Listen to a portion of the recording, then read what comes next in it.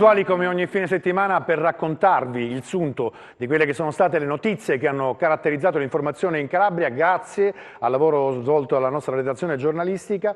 Attilio Sabato, un ringraziamento speciale a lui che è il nostro direttore, ma al regista che è Luca Chito, ma soprattutto a voi che ci scegliete e che ogni domenica accompagnate quelli che sono gli appuntamenti di questo settimanale di approfondimento di informazione sul 10, che è TEN, è il canale per l'appunto dell'informazione. Una settimana ovviamente che è stata caratterizzata dalla presenza dei leader politici, perché in questa giornata, al termine di questa giornata, noi avremo certamente la composizione del nuovo Consiglio regionale e anche l'avvio di quella che sarà la nuova giunta regionale che guiderà la cittadella, dalla cittadella, il futuro di questa Calabria. Un futuro che è sempre a tinte più fosche perché tanti sono i problemi e noi ve ne parliamo settimanalmente relativamente alle tante problematiche che abbiamo. Problematiche che tratteremo anche in questo numero di Seven, ma prima di partire con i nostri servizi vi diamo per ovviamente i ritardatari quelle che sono le indicazioni utili per recarsi nelle urne. Domenica 26 gennaio si vota per eleggere il presidente della giunta regionale. Potrai votare nella sola giornata di domenica 26 gennaio, dalle 7 alle 23, presentandoti al seggio con un documento di riconoscimento e la tessera elettorale. Si vota su un'unica scheda. Se non hai la tessera o l'hai smarrita, puoi richiederla all'ufficio elettorale del tuo comune di residenza. Come si vota? Nella scheda elettorale, che sarà di colore verde, troverai i nomi dei candidati al ruolo di presidente. Di fianco al nome di ciascun candidato ci sono i simboli della lista o delle liste che lo sostengono. Puoi votare solo per un candidato presidente, tracciando un segno sul nome. Puoi votare solo per una lista, contrassegnando il simbolo corrispondente. In questo caso, il voto si estende al candidato presidente collegato. Puoi votare un candidato presidente, tracciando un segno sul nome, e una delle liste a lui collegate, tracciando un segno sul simbolo di una di tali liste. Elezioni regionali 2020. Si vota domenica 26 gennaio dalle 7 alle 23. Fino alle 23 appunto, orario in cui si chiuderanno le urne e poi da lì partirà quella che è la non stop elettorale che ovviamente la nostra redazione giornalistica seguirà per darvi delle informazioni, delle proiezioni in tempo reale su quello che è stato il voto per l'appunto dei calabresi. Ma torniamo a occuparci di quelli che sono i problemi che nei servizi passati questa settimana hanno caratterizzato per l'appunto il nostro fare informazione. Partiamo da un argomento ovviamente importantissimo che è quello del lavoro. Partiamo da Cosenza, dove i lavoratori della SEAT licenziati hanno protestato sul tetto dell'ospedale. Noi ci presentiamo, siamo i 47 lavoratori della SEAT che 3 giorni fa siamo stati sbattuti in mezzo a una strada.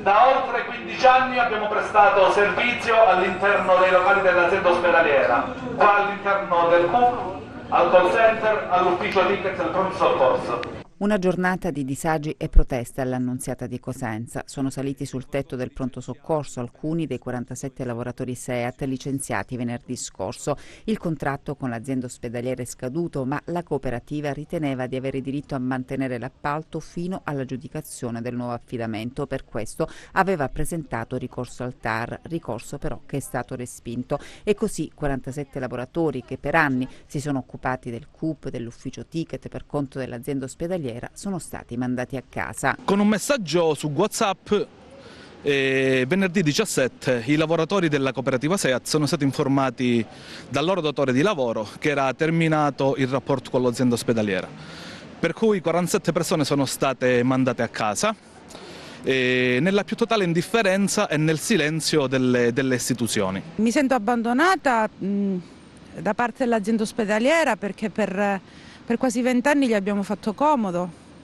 e adesso ci hanno dato il ben servito. Mi sento abbandonata proprio dalle istituzioni che dovrebbero difenderci e che tutti se ne lavano le mani. Siamo personale preparato, siamo stati selezionati Io vengo assunta da categorie protette, quindi non sono qui perché sono una raccomandata, ma perché risultavo iscritta nelle categorie protette e per questo motivo sono stata assunta nell'azienda ospedaliera.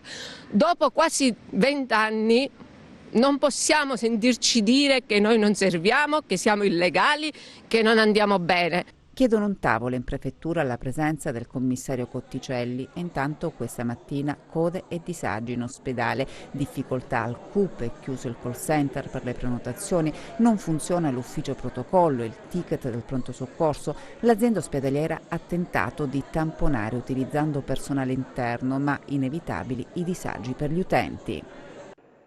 Il malcostume del licenziamento via WhatsApp, utilizzando questi nuovi metodi di scambio di informazioni, non finisce, perché vi ricordate qualche mese fa parlammo del licenziamento via WhatsApp avvenuto già a Crotone, adesso ce lo ritroviamo anche a Cosenza e in questo caso i lavoratori della SEAT che facevano funzionare il centro unico di prenotazione e così come anche il call center riferito all'azienda ospedaliera. I disservizi da una settimana almeno sono veramente giunti alla situazione quasi di collasso, perché sono tante le telefonate, le segnalazioni che riceviamo proprio perché la gente non ce la fa più. Ci sono persone che fanno file di addirittura 5-6 ore per poi sentirsi dire che il problema non può essere risolto. Ma se da una parte noi ci auguriamo una risoluzione positiva per i lavoratori della SEAT, ma pensate che mentre ci sono 47 famiglie che soffrono, dall'altra sentite cosa succede invece a Taurianova.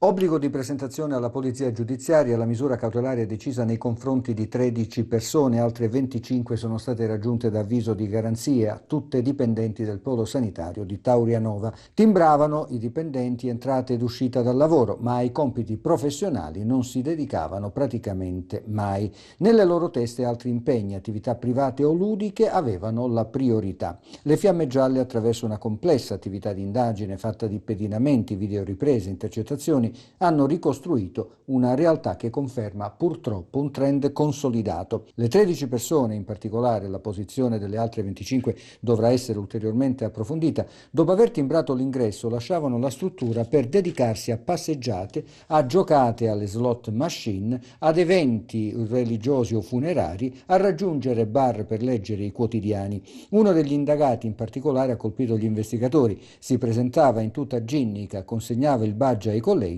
e poi si dedicava allo sport preferito. Un altro, attraverso una falsa attestazione medica, si metteva in malattia e se ne andava d'estate al mare. Non solo, in molti, pur non lasciando la struttura, avrebbero praticamente bigellonato nell'atrio, ma c'è un'attività in cui la solerzia è stata assoluta, la falsa attestazione di aver effettuato molte ore di straordinario. Lascio a voi ovviamente ogni riflessione su questo caso, perché è un caso a specchio. Da una parte gente che dopo 20 anni chiede dignità, chiede certezza perché ha famiglia, chiede certezza perché non si può stare senza lavorare, dall'altra chi invece poi abusa della protezione attraverso il posto pubblico, ma questo però non è andato giù a chi ha condotto questa operazione. Ancora lavoro, perché è di questo che la Calabria soffre, di questo che la Calabria avrebbe bisogno, di ancora lavoro. Perché invece, se pensiamo e torniamo a Cosenza, ci sono i lavoratori di Ecologia Oggi che sono ancora senza stipendi. Anche in questo caso è scattata la protesta.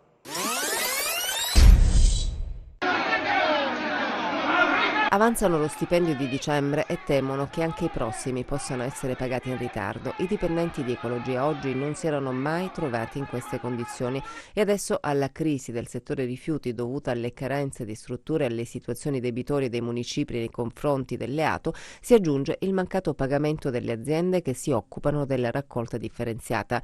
Il dissesto del municipio Bruzio ha complicato le cose. L'azienda, che dà lavoro a centinaia di tute gialle, non riceve le spettanze dovute e fatica dunque a corrispondere regolarmente gli emolumenti ai propri lavoratori. Dopo 2 giorni di assemblee sindacali, la scelta di protestare in Piazza dei Bruzzi e chiedere all'amministrazione di sbloccare la situazione. Anche il nuovo prefetto di Cosenza, Cinzia Guercio, sarà investito della questione. In questi ultimi mesi il loro lavoro è stato reso ancora più difficile dalla impossibilità di conferire la frazione del residuo con regolarità e spesso si sono trovati a dover effettuare raccolte straordinarie di cumuli abbandonati. Ora le difficoltà economiche, un problema da risolvere al più presto. Le città che hanno fatto passi avanti nella tutela dell'ambiente non possono tornare ai tempi dei cassonetti. Chiaramente il nostro regista, che è Luca Chito, ci propone l'altare in contraltare perché si parla di emergenza rifiuti. Infatti tantissime delle città in Calabria sono letteralmente invase dai rifiuti.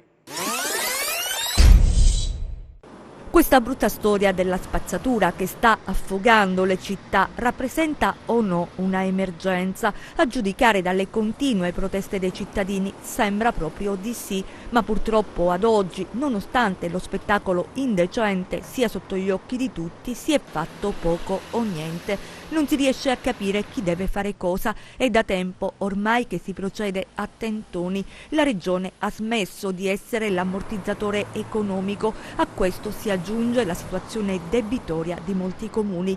Lato rifiuti continua nella disperata ricerca di soluzioni, ma spetta al commissario prendere decisioni. Si dà il caso che non si è ancora insediato, magari sta aspettando che si concluda la fase elettorale. Può darsi, ma nel frattempo cosa si fa? Si aspetta che la montagna dei rifiuti sommerga interi quartieri. C'è poco da aggiungere, i cittadini dovranno sopportare, ma fino a quando?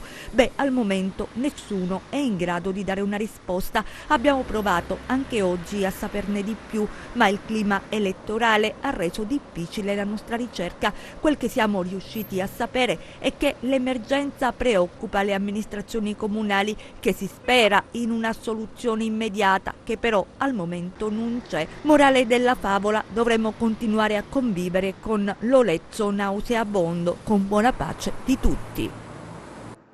Va oltre il decoro urbano o il semplice olezzo, perché poi scattano e potrebbero scattare delle emergenze sanitarie. Tanti cumuli di rifiuti, ma soprattutto tante le situazioni di sporcizia e di sudicizia che si raccolgono in tantissimi angoli delle nostre città in Calabria. Ed è chiaro che il commissario, che non si è ancora insediato, in attesa che venga composta la nuova formazione politica che guiderà la Regione, non facilita certamente le cose. Ci auguriamo certamente che questo sia uno dei primi punti nell'agenda di chi da lunedì comincerà a governare questa nostra terra. Ancora si parla di emergenze, perché siamo sempre in continua emergenza. Questa volta si parla di emergenza abitativa. Torniamo a Cosenza, perché a causa di un taglio dei fondi, per l'appunto, è scattata un'altra protesta da parte delle famiglie. Teste basse, volti provati. Nel salone di rappresentanza del comune di Cosenza ci sono tanti cittadini che temono di perdere una delle poche certezze. Finora, nonostante le difficoltà economiche, hanno avuto un tetto sulla testa, grazie anche al contributo elargito dall'amministrazione comunale, che in questi anni ha stanziato circa 700.000 euro per l'emergenza abitativa. Una misura non obbligatoria, ha precisato l'amministrazione, assicurata per venire incontro alle esigenze delle fasce deboli della popolazione, ma che ora, secondo il Comune, cozza con la misura del reddito di cittadinanza, che contiene una quota aggiuntiva dedicata proprio all'allocazione. Ma non tutti sono percettori della misura e soprattutto questa è limitata dal punto di vista temporale. Ecco perché le famiglie chiedono il ripristino del contributo. Noi siamo esseri umani, abbiamo figlie, famiglie, ci sono persone malate, persone con disabilità, ci sono donne incinte e nessuno, dico nessuno, si può permettere il lusso di toglierci un diritto e di seppellire, prendere a calci la nostra dignità e soprattutto il futuro dei nostri figli. Allora il sindaco si mettesse l'anima in pace e l'amministrazione comunale rimettesse nel bilancio preventivo del 2020 a marzo l'emergenza abitativa. La situazione sembra lontana da una soluzione. Ci sarà un nuovo incontro martedì prossimo. Il Comune ha risorse sempre più limitate, mentre il numero delle famiglie in emergenza abitativa cresce con l'aggravarsi della crisi economica. Quello che noi chiediamo stamattina è che innanzitutto vengano pagate le mensilità arretrate, quindi ottobre, novembre e dicembre, che dovevano essere pagate nell'anno precedente, e pretendiamo che nel nuovo bilancio che bisognerà presentare nel 31 marzo la voce emergenza abitativa deve rimanere all'interno del bilancio, perché non ci si può nascondere dietro la questione del reddito di cittadinanza, che è una misura temporanea che dura 18 mesi e che non dà la sicurezza a chi vive questo dramma di poi avere una casa in futuro. Se veramente vogliono risolvere questo problema, cominciassero a fare nuove case, a sistemare alloggi fatiscenti e dare la casa a chi sta in emergenza abitativa, altrimenti troveranno un muro da questa parte, perché siamo determinati a non mollare la presa e a far sì che questa misura rimanga perché è una misura che dà dignità a chi vive questo problema.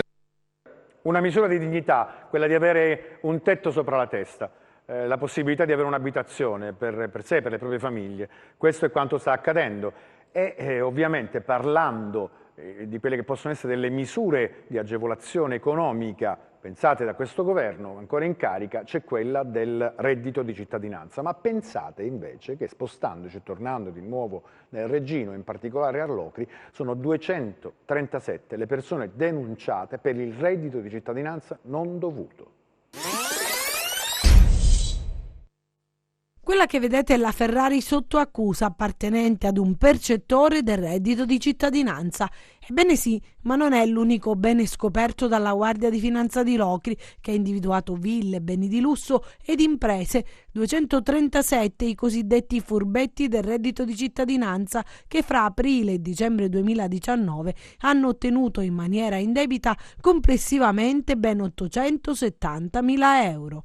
Numeri da capogiro che i finanzieri del gruppo di Locri, sotto il costante coordinamento della Procura della Repubblica, al termine di un'articolata e complessa attività di indagine, hanno individuato e che non avevano i requisiti previsti. L'attività è scaturita dall'analisi di soggetti già denunciati per i fenomeni dei falsi braccianti agricoli, nonché dei falsi rimborsi fiscali. Fra di essi, infatti, ne sono stati individuati molteplici che avevano richiesto ed ottenuto anche la misura del reddito di cittadinanza. Nel corso delle azioni ispettive è stata accertata anche l'omessa indicazione di componenti del nucleo familiare anagrafico, del coniuge non separato, nonché del possesso di redditi di beni mobili, veicoli e moto ed immobili, terreni e fabbricati. Ma la cosa che lascia maggiormente sorpresi è che esistono fra i furbetti casi più eclatanti e che riguardano ad esempio 2 soggetti che risultano detenuti per il reato di associazione di stampo mafioso a seguito di un'ordinanza di custodia cautelare in carcere eseguita la scorsa estate nell'ambito di un'importante operazione di polizia giudiziaria denominata Canada Connection. C'era anche un intero nucleo familiare riconducibile ad una nota famiglia di 'ndrangheta colpita nella maggior parte dei suoi componenti da una condanna penale definitiva con la conseguente interdizione dai pubblici uffici. Uno di essi è peraltro in stato di arresto dall'aprile del 2018. C'erano diversi soggetti titolari di redditi, alcuni anche per oltre 55.000 euro, che non sono stati indicati nel nucleo familiare. C'erano alcuni soggetti intestatari di ville e autovetture di lusso, destinatari di ordinanze di custodia cautelare domiciliare nell'ambito dell'operazione denominata Le 1001 notte, oltre a titolari di attività imprenditoriale con partita IVA attiva che, pur avendo l'obbligo, non avevano presentato alcuna dichiarazione dei redditi. Ora i 237 dovranno restituire le somme già elargite, che ammontano a circa 870.000 euro. Semplicemente vergognoso, così si può definire, anche perché poi in questi casi il quesito e la domanda che torna e ritorna è chi controlla i controllori, perché qualcuno avrà dato loro la possibilità di ottenere il reddito di cittadinanza, ma soprattutto una volta, come nel caso delle persone che sono addirittura state tratte in arresto, continuavano a percepire tranquillamente l'assegno da parte dello Stato. Cambiamo argomento e uno degli argomenti ovviamente che è stato trattato in questi ultimi mesi in quelli che poi sono stati i proclami politici dei candidati è quello relativo alla viabilità e ai trasporti. A proposito di ciò è stato sequestrato un tratto della A2 tra Rogliano e Cosenza. Troppi incidenti. Nel 2019 in questo tratto della A2 si sono verificate, pensate, ben 12 incidenti, tutti all'altezza della stessa curva. Siamo tra gli svincoli di Rogliano e Cosenza. Adesso il tratto è stato sequestrato dalla Procura di Cosenza, un sequestro in relazione alla morte di un giovane di 19 anni, Mattia Albace, che il 19 dicembre scorso finì con la sua auto contro un furgone utilizzato per alcuni lavori che erano in corso sull'autostrada. Nel registro degli indagati sono finiti funzionari, dirigenti dell'ANAS, ma anche i titolari delle imprese utilizzate per i lavori di manutenzione. È un sequestro intanto che non impedisce la circolazione libera dei veicoli, serve esclusivamente a cristallizzare la situazione di fatto di modo che nessuno possa intervenire modificando lo stato dei luoghi. Quindi libera circolazione nelle autovetture, impossibilità da parte di chi che sia di fare attività comunque su quel tratto autostradale di tipo manutentivo o modificativo. E serve per ricostruire la situazione. Non è sfuggito alla Procura la persistenza di tutta una serie di incidenti, l'ultimo dei quali, quello mortale, impone una verifica della situazione. Lo faremo nel rispetto delle forme, nel rispetto delle regole e poi all'esito, se emergeranno ulteriori elementi, vi daremo comunicazioni. L'inchiesta aperta dalla Procura di Cosenza mira a verificare il corretto posizionamento della segnaletica e dei cantieri proprio per i lavori di manutenzione che erano in corso su questo tratto della A2. Queste indagini sono indagini complesse, nel senso che vanno a valutare ogni elemento che abbia potuto contribuire alla verificazione dell'evento morte. Quindi dovremo stare attenti in queste ricostruzioni che sono estremamente impegnative, faticose, che richiederanno tecnici di alta professionalità. Andremo a verificare tutto quello che si è successo. Dopodiché ne tireremo le somme a livello penale. Speriamo di scoprire chi possono essere eventualmente i colpevoli dei disservizi, ma di quella che è stata in pompa magna inaugurata, gli è stato cambiato il nome, ma che continua a restare una discreta mulattiera, cioè la nostra autostrada, è l'arteria più importante che ovviamente collega il nord al sud della Calabria, anche se poi ci sono delle situazioni anche ancora più disastrose per quello che riguarda il versante ionico. Chiudiamo con una notizia sempre legata invece ai trasporti, dovrebbe essere una buona notizia perché c'è un accordo tra RFI, le ferrovie italiane, il governo e la regione Calabria che hanno raggiunto l'obiettivo di aprire 3 nuove stazioni ferroviarie sul versante ionico-reggino. È un accordo importante quello sottoscritto tra Governo, Comune di Reggio Calabria e reti ferroviarie italiane. Grazie a questo impegno 3 nuove stazioni ferroviarie lungo la costa ionica dell'Interland di Reggio saranno realizzate. Il costo previsto 23 milioni di euro che saranno finanziati da Palazzo Chigi. I 3 scali che sorgeranno sono San Leo, Bocale e Sant'Elia di Lazzaro e dovrebbero garantire il rilancio della metropolitana leggera. Lo scopo è implementare le possibilità di movimento per i cittadini secondo quanto fanno osservare gli esperti del settore. I fondi che consentiranno la realizzazione dell'opera si è rischiato però di perderli per un improvviso intoppo burocratico. Il non aver cessato l'interlocuzione con l'attuale governo ha consentito alla città di Reggio Calabria il raggiungimento di un obiettivo considerato prioritario. L'impegno adesso è quello di trovare nuovi finanziamenti per collegare altre aree.